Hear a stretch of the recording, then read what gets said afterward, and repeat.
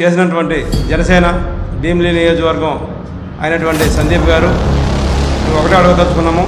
అసలు భీమిలి నియోజకవర్గంలో సందీప్ గారికి ఇల్లు ఉందా అని మేము అడుగుతున్నాం.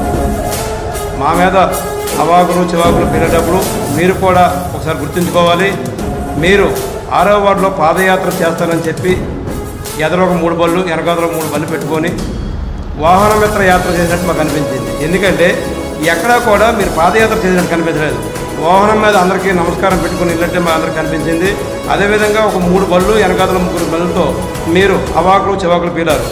మా యొక్క వార్డులో 2014 నుండి 2019 వరకు ఏదైతే గత మీ యొక్క ఓనర్ ప్రభుత్వంలో ఏం జరిగింది, 2019 నుండి 2024 వరకు మా యొక్క 6వ వార్డులో ఏం జరిగిందో మేము చూపించడానికి మేము సిద్ధంగా ఉన్నాము. మీరు సిద్ధమైతే ఫ్లెక్సీల్లో మేము సిద్ధమని పెట్టుకోవడం కాదు, వార్డులోకి వచ్చి మీరు ప్రెస్ మీట్ పెట్టండి, మేము ప్రెస్ మీట్ పెట్టడానికి సిద్ధంగా ఉన్నాము. మేము ఏదైతే ఈ యొక్క 5 సంవత్సరాల కాలంలో అభివృద్ధి ఎంత చేశామో చెప్పడానికి మేము సిద్ధంగా ఉన్నాము. వార్డులో ఏవైతే గ్రామాలు ఉన్నాయో కాలనీ వారిగా వెళ్దాము, ఏదైతే మేము అభివృద్ధి చేస్తామో మేము చేసి చూపిస్తాము. మేము దాన్ని చెప్పడానికి సిద్ధంగా ఉన్నాము. మీరు సిద్ధంగా ఉంటే మీకు ఒక 5 రోజులు టైం ఇస్తున్నాము, సవాల్ చేస్తున్నాము వైఎస్ఆర్ పార్టీ తరఫు నుంచి.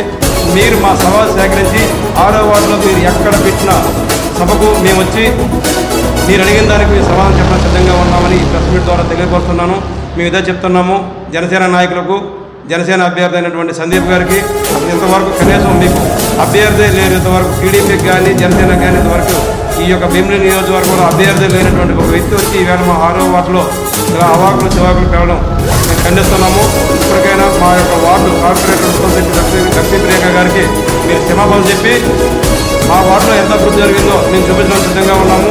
ఇక్కడ నుంచి మా యొక్క వార్డు 6వ వార్డు అభ్యర్థి అయినటువంటి కార్పొరేటర్ గారు ముత్తంశెట్టి లక్ష్మీప్రియాంక గారి మీద ఇటువంటి పేలాపలు పేలినా మేము సహించేది లేదు. మేము దీన్ని ఖండిస్తున్నాము. మేము మరోసారి ఇలాంటి పేలాపలం మాట్లాడితే మేము ఊరుకున్నది లేదు. మేము దేనికైనా సిద్ధంగా ఉన్నాము. మా నెక్స్ట్ 2024లో జగన్మోహన్ రెడ్డి గారిని గెలిపించుకోవడానికి మేము సిద్ధంగా ఉన్నాము. మేము 175 నియోజకవర్గాల్లో పోటీ చేస్తాము.